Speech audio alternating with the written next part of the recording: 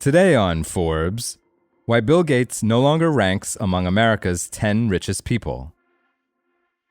Bill Gates was long known as the richest person in America.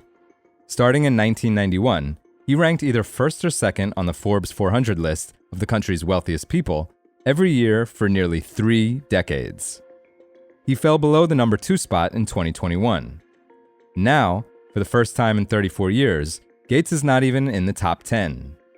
He ranks number 14 on this year's Forbes 400, just behind Bloomberg LP co-founder Mike Bloomberg, and 1 spot ahead of the country's and the world's richest woman, Walmart heiress Alice Walton.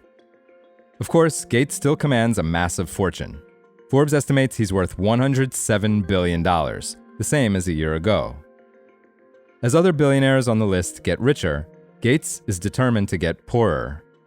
In May, he announced that he plans to give away 99% of his remaining fortune to his charitable Gates Foundation over the next 2 decades. The foundation will shut its doors in 2045, the year Gates will turn 90. To part with 99% of his wealth, Gates plans to donate, quote, billions a year to his foundation. In May, he told Forbes, quote, "It won't be equal amounts every year because it'll somewhat depend on what's going on with the markets. My will is very clear that when I die, all that money goes into the foundation, and they would have to figure out what they do with assets." Forbes estimates that he's donated $7 billion to the Gates Foundation since last year's Forbes 400. A spokesperson for Gates declined to comment. Gates' drop in the ranks of U.S. billionaires began the year he and Melinda French Gates, his wife of 27 years, divorced.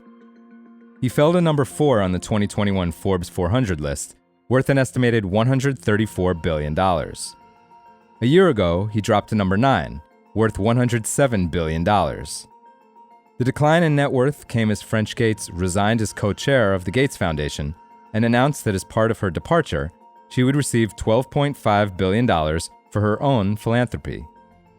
Those funds look to have been transferred from Bill Gates' fortune. Forbes now estimates that, in addition to the philanthropic money, French Gates received assets currently worth $29 billion as part of the divorce settlement. Spokespeople for Gates and French Gates have declined to comment on the settlement. The Microsoft co-founder, who will turn 70 in October, has set big goals for the Gates Foundation in the decades ahead. One aim is that no mother, baby, or child dies of preventable causes. The foundation will also continue its efforts to eradicate polio and reduce the impact of malaria, part of a larger foundation effort to reduce the spread of infectious disease. Along the way, Gates' net worth will likely continue to drop, pushing him further and further down the ranks of the Forbes 400. For full coverage, check out Carrie A. Dolan's piece on Forbes.com. This is Kieran Meadows from Forbes. Thanks for tuning in.